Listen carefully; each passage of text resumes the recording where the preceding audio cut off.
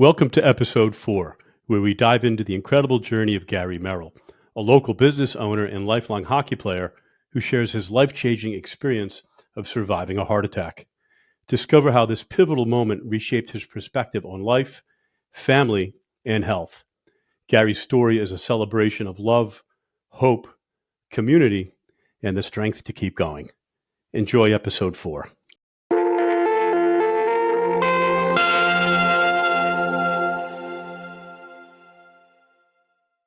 Welcome to the studio, Gary Merrill. It's great to see you, my friend.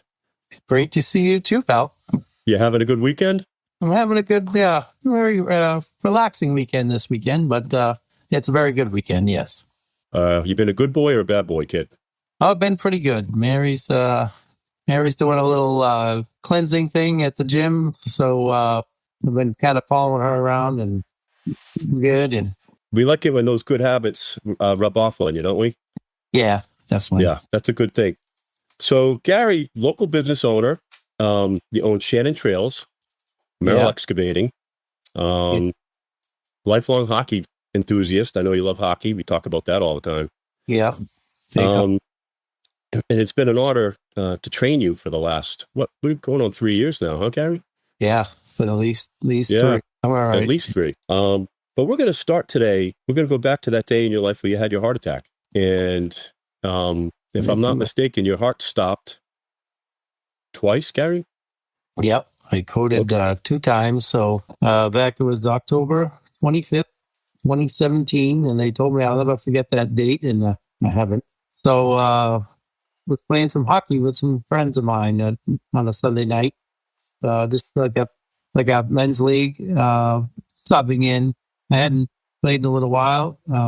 And they kept asking me to play, and it was late, whatever. A couple of weeks went by, and I said, no, I'm not playing at 10 o'clock. So finally they said, we're playing at 8 o'clock. And I'm like, they're going to stop asking me to play if I don't show up. So I was tired. I had taken my nephew to hockey practice and actually took like a little nap in the car instead of watching his practice, and got my gear when I got home, went to the rink,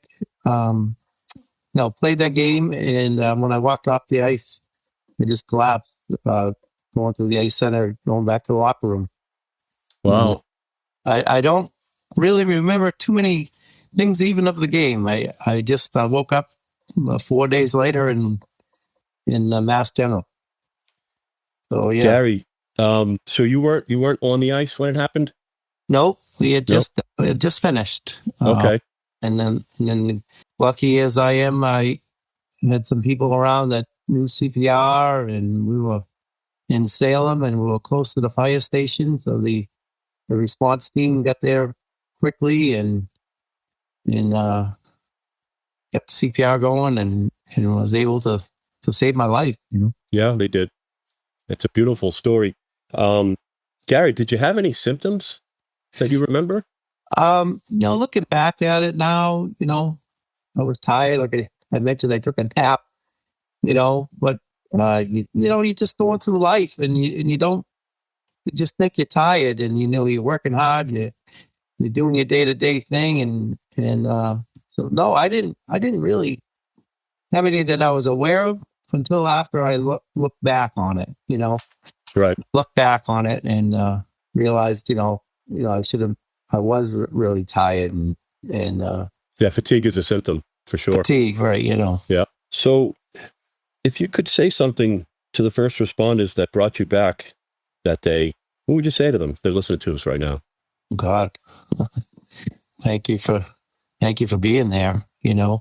Actually, as you go on, and I met one of the first responders, Tom Ryan, and he was there, fireman here in Salem. He just retired, and he was there, and he was a huge help. And I'm blessed to have them, that they were there, because if they weren't there, I wouldn't be here. And I think you mentioned that the chances of survival from a heart attack like that is less than 5%, Gary? Right. After all this happens, and when you start digesting it, and life goes on, and I end up talking with a doctor I met out in Las Vegas, and I was telling him the story, and he said, no one will the doctor would probably tell you, they're not going to tell you, but the way it happened, he coded twice outside.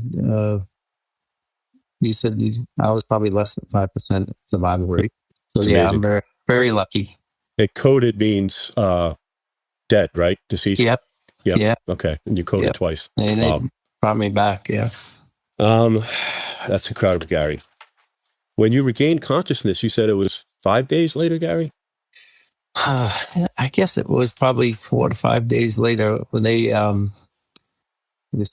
brought me to Holy Family, and then they got me down to Mass General, and then they put this pump in my heart to keep me going, and then they put me on this drug, and I don't know the name of it, but it was the same drug that Michael Jackson was doing. It just kind of keeps you out of it, and so they kept me under that for like 3 or 4 days and to let my heart heal.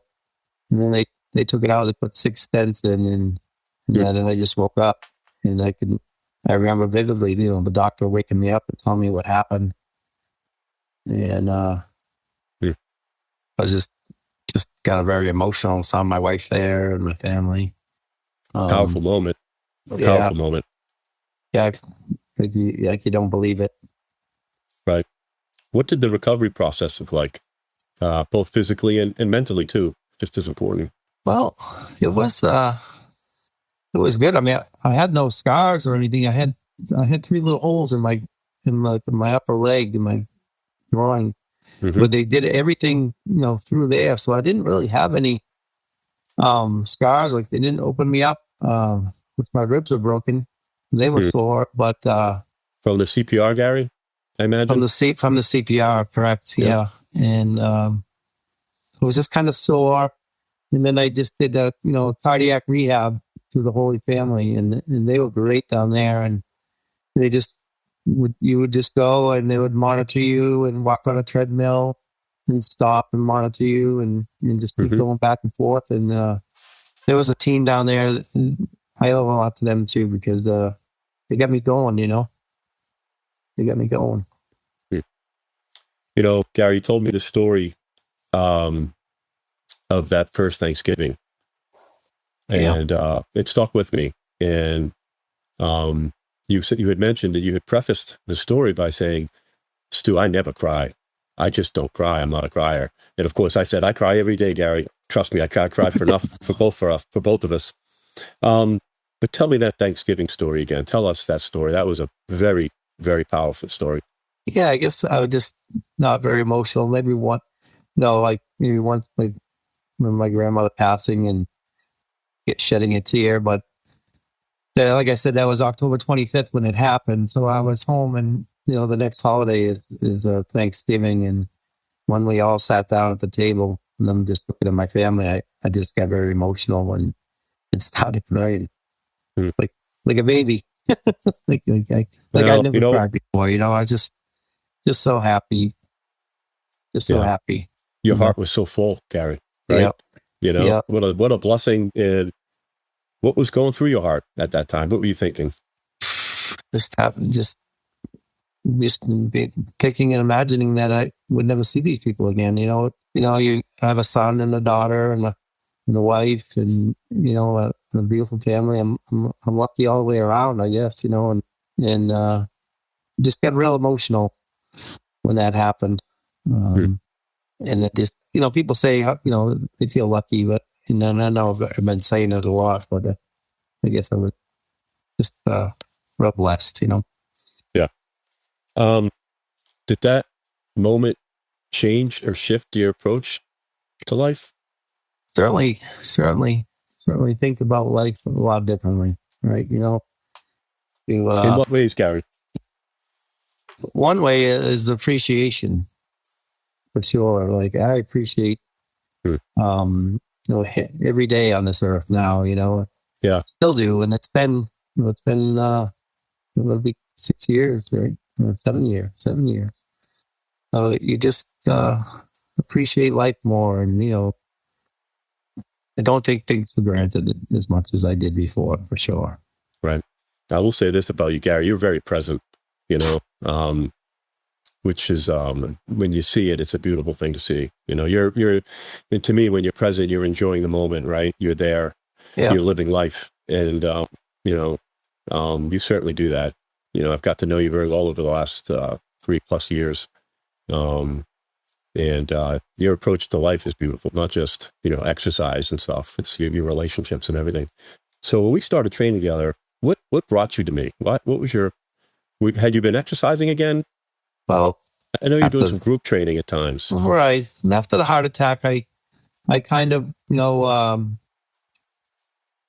exercised and then lost some weight and was doing good in the beginning, and then some old habits just started coming back with the portions and dealing with that, and then with that, then you get kind of a little lazy, not getting to the gym. First you were 3 to 4 times a week, but then then it was 2 and 1, and then you missed a week, you missed 2 weeks, and so I really need the push. So that's why Bob had talked to me, Bob Scotcher, when he told me that he'd seen him at the gym, that he was hiring you and that it would be a good fit for me. And it just seemed to make sense because, okay, once you're committed, you gotta go. So Right. it pushes me there. I could find a million reasons not to go. Right. Owning my own business, there's always a meeting, there's always a thing of something I should check on or something I should be doing. So it just pushes me to have that time 3 times a week, and I make myself go. Yeah, you've been very consistent with it too, since I've been with you. Yeah. Although you do miss a lot of vacations, but you live such an active lifestyle. How many ski mobiling trips did you go on this year? 3? Well, 5, or at least that. I know at least 4, maybe 5. Oh yeah, up to Canada most of the time, right? And then you think you went up to northern New Hampshire one time. Yep, and we went to Maine one time. I do like my snowmobiling. I know you do, and actually, we had a pretty good year for it, as it turned out, didn't we? Yes, it was a nice year. Had a great time. Got to do some with my family and some with my wife, and the rest of the time was with some great friends. Good, yeah. And now it's golf season, so if we played in a golf league again, right? Yep, and I'm walking. You got to walk. Yeah, you do. So don't rent the car. Don't rent the car. So no, don't do that. Don't do that. Getting back, just kind of circling back to your point about training. You strike a chord there because accountability is a big deal. That's one of the major reasons people do training. I mean, they want the self-care, they want to feel good, but you spend the money, you make yourself, you book the appointment, you make yourself accountable to somebody. And that's a big motivation. Yeah. And then, once you get going, you don't want to miss, you want to keep it going, and you start to see results and feel better and all the way around. Yeah. And you've picked up a lot of muscle in the 3 years. You've definitely changed your body composition for sure. How do you feel training has helped your mental health too? Oh, definitely. I think it makes you sharper and more alert at work and not just physically but mentally too. It definitely you can feel it better. It just it all goes with it. You're drinking more water and trying to eat better, and so I think it all plays an effect. And like I said, once you start, you don't want to go back to those old habits, Yeah, and we talk about this a lot. Is you're in the gym, you're around people that are exercising and for the most part living healthy lifestyles, right? So that kind of rubs off on you. And me, as much as I love to eat sweets, I talk about discipline too and consistency. Right. And you learn those things in the gym though, through osmosis, through listening to people, through talking to people. So good habits start, certainly, you're right on the money, start in the gym. There's no question, Okay. What have you learned about your own limits, or how strong you really are through all this? Ooh. Well, I know that, where we started and what I used to lift and what I lift now has gone up, quite a bit. don't know if it's twice as much. You probably know more than I do. Strength But wise, I definitely significantly. know strength wise. I know. Significantly. I don't really count the bars or the weight. But I know it's a lot more than when we started. Yeah, and it also it cleanses the brain too, right? Good Right. workout. You can lose Right. some stress after that workout. All those endorphins released. Feels Yeah, good, doesn't it? definitely feel better leaving the gym when after you go and work out, you feel better leaving. For And sure. then to add to a point to the last one that, Mary went away and I carried her suitcases up the stairs the other day and I'm like, man, I just whistled right up them stairs carrying the suitcases, and That's awesome. I'm like, wow, I didn't know when did, I'm like, this feels good, Yeah. Listen, you're extending your life, and you're increasing the quality of life as we do this at our age, right? Yeah. You took the group class with us a couple of weeks ago. There's probably 2 or 3 people in there in their 70s doing that group class. Yeah. And I don't I teach it, but I don't even know if I could do it. Like I would die, They would probably love to see it because they'd be like, Stu, you can't do this. But Oh, it's impressive, Gary. yeah, that group is impressive. They've been at it for a while and, that's what you got to do. Got to keep moving though. As we start to see, you know, our parents and our parents' friends getting older, and the ones that are doing better are the ones that keep moving. Yeah, there's no question. You know, um, we're born to be in motion. Our bodies are born to be in motion. We're here, so we want to keep moving, and that's really important. All right, we're going to scooch over to your businesses, and I want to talk about, your excavating business. How do you balance that level of responsibility with your health? That Ooh. right? Yeah, that's what I had to commit my time to the gym. So the people listening don't know, but I block out like 12 o'clock to 1 o'clock because the morning's busy. And I used to go at like 4:30 in the morning, but like it's so fast. Yeah. 'Cause I started a little after 6, and you don't get done till 5, and after 5 you don't feel like going. So I find that for me it works in the middle of the day, and I can just walk out an hour and a half, and take care of working out, and then just go right back to work, and I feel good and feel like I got that exercise in. Um, there's a lot of time I'm sitting at a desk and answering phone calls, and so I don't get a lot of movement. Right. So I need that. Yeah, you do. Yeah, you do. Talk to me about Shannen Trails. You mentioned that your grandfather purchased it with the intent on developing it. Yeah. And if I'm not mistaken, he fell in love with the property. And tell me that story, Gary. Yeah, it's something my grandfather had purchased in the I think it was the very late 60s or early 70s, somewhere around there. Mm-hmm.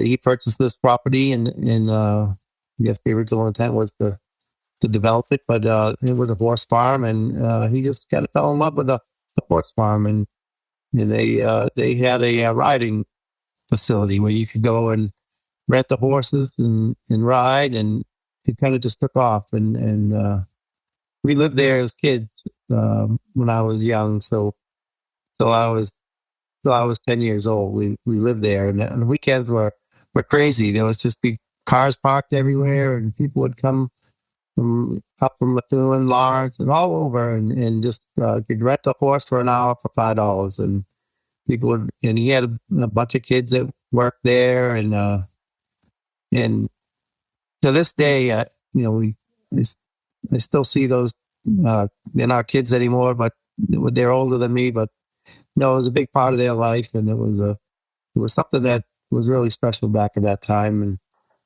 and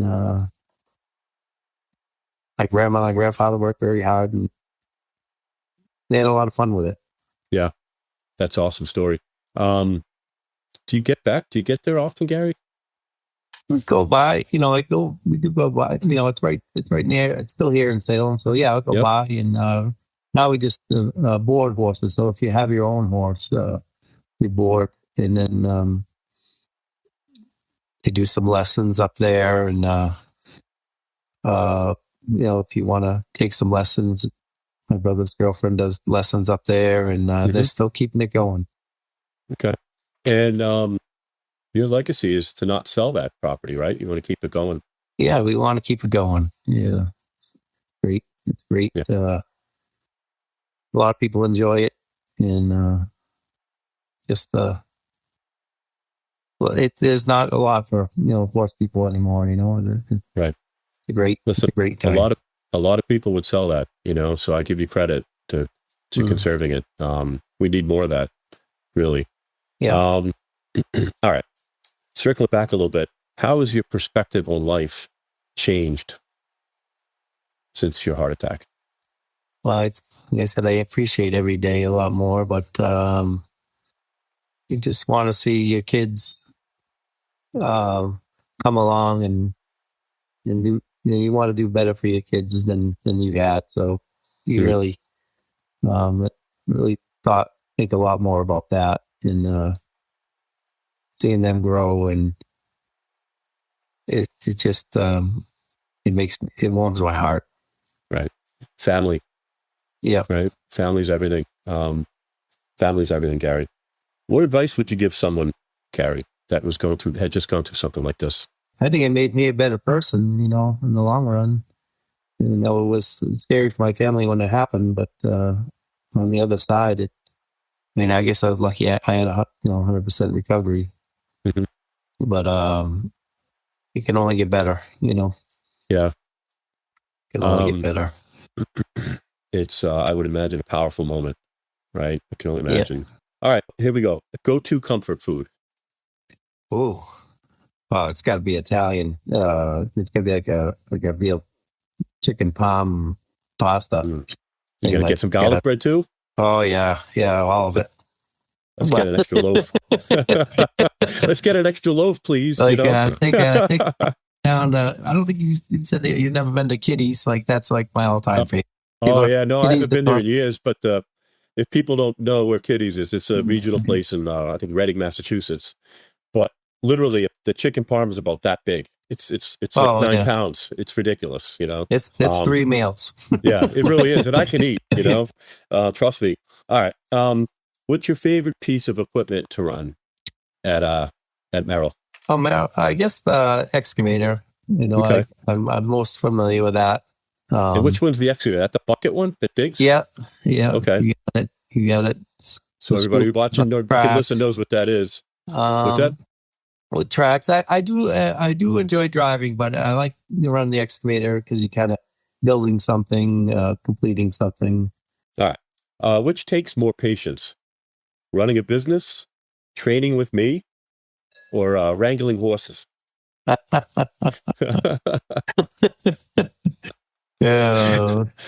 probably, definitely running the business. All right. Do you have a favorite spot on the farm to relax, or at home? Actually, could be anywhere. My parents have a place up on Big Island Pond, and I enjoy my time up there. Going for a boat ride. We grew up there. After we lived the horse farm, we moved up there, and so I have a lot of friends there, and I enjoy just going for a boat ride and seeing them, and yeah, that's probably my place to go. That's awesome, Gary. And it goes back to family. Yeah. Right. Yeah. So beautiful having a family. I mean, it's just a great thing. All right. If your life was a movie, who plays Gary Merrill? Oh God. Who plays? I don't know. It's gotta be somebody. It's gotta be somebody handsome. Yeah. Right. Oh, yeah. Obviously.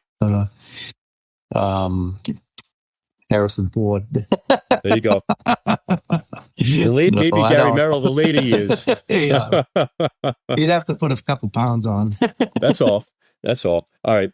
Here, this question should go pretty good. If Stuisms were a language, what are the phrases I say the most? Last set. Last Uh, set, best set. last set. But one more. Yeah. Oh God, quick fire.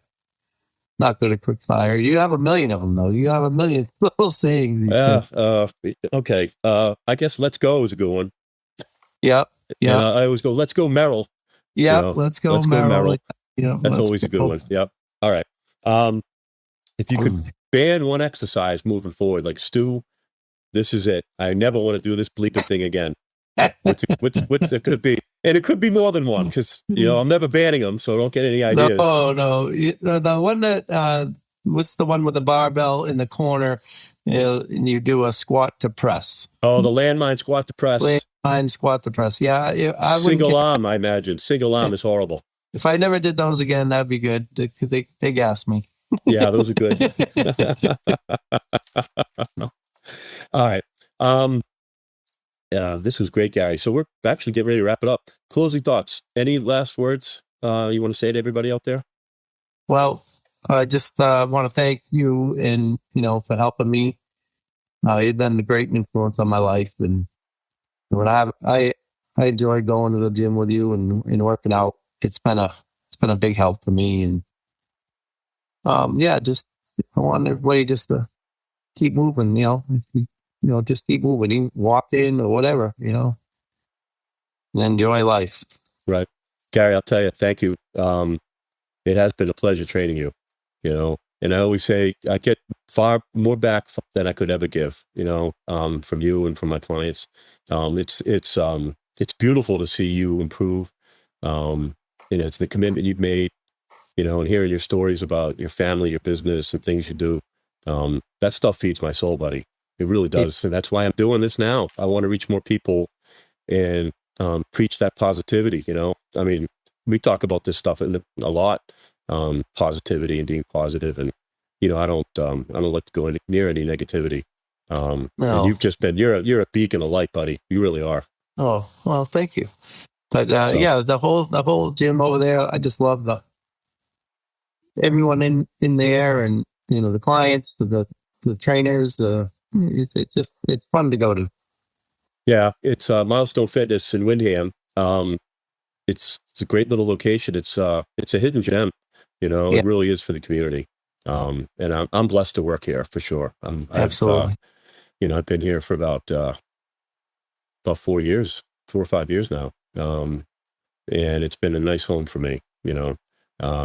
Bob's a great guy, Bob Scascia, and everybody's a pleasure to work with. So I'm happy to be here. And Gary, I'm happy you joined me today. We've talked about this for a while too. Yeah. And well, we finally do it. I'm not the best. This is a first for me. So. Well, this is only like the third time, so for me too. So hopefully it's only going to get better from here. But I'll tell you what, I'm enjoying it. I really am. I'm having a good time, and we've got a lot of stories to share on this platform.